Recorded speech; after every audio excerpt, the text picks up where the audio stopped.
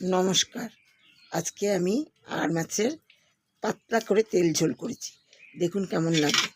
আর মাছটাকে আলুগুলোকে একটুখানি কেটে নিয়ে ভাপ দিয়ে নিয়েছি, দিয়ে তেলের মধ্যে মাছগুলোকে একটু, আর মাছ তো এমনি খোসা না, আঁশ নাই, ভাজতে গেলে তো ছিটে যাবে, ওই জন্য তেল মাখিয়ে ঢাকা দিয়ে দিয়ে ভেজেছি, কিছু ছিটে নিই। দিয়ে তেলের মধ্যে কালো জিরা ফোড়ন দিয়েছি, ফোড়ন দিয়ে আর কিচ্ছু দিই না, আর কালো জিরা, কাঁচা লঙ্কা আর একটু পেঁয়াজ দিয়েছি, দিয়ে ভালো করে ওটাকে কষিয়ে নিয়ে আর কোনো মশলা দিইনি। হলুদ লবণ তো দিতেই হয়।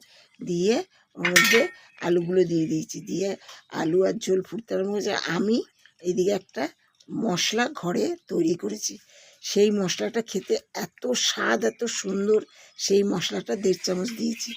যদি আপনারা মশলাটার কীরকম করে করেছি, কি দিয়েছি জানতে চান, তাহলে আমাকে জানাবেন, আমি কমেন্টস করে জানাবেন, আমি জানিয়ে দেবো।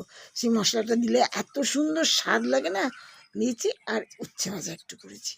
দেখুন, এখন আমি খাচ্ছি, খেয়ে কেমন লাগে দেখুন। খেয়ে আমার তো মনে হয় খুবই ভালো হয়েছে। মাছের তেল ঝোল, কাতলা মাছের আর মাছের তেল ঝোল।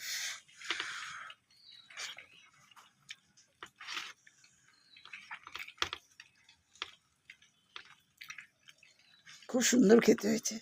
আপনারা যদি এরকম করে করেন, এরকম করে খান, খেয়ে দেখবেন। আর মশলাটা যদি জানতে চান আমার কাছে জানাবেন, কারণ আপনারা তো মশলাটা জানেন না। আপনারা ধনে জিরা গুঁড়ো দেন, আমি ধনে জিরা গুঁড়া টুড়া খুব কম খাই।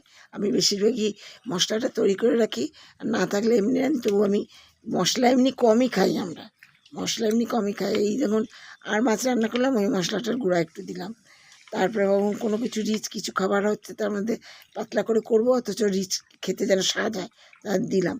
এর মধ্যে দিয়েছি, দেখুন কালারটা কি, এমনি লঙ্কা গুঁড়ো দিইনি, কালারটা কি সুন্দর হয়েছে, খেতেও সুন্দর হয়েছে। যদি আপনাদের ভালো লাগে এমনি করে রান্না করে খেতে, তাহলে আপনারা খাবেন, খেয়ে দিয়ে লাইক করবেন, শেয়ার করবেন, সাবস্ক্রাইব করবেন, কমেন্টস করে জানাবেন। মশলাটার কথা জানতে চাইলে আমি জানিয়ে দেবো।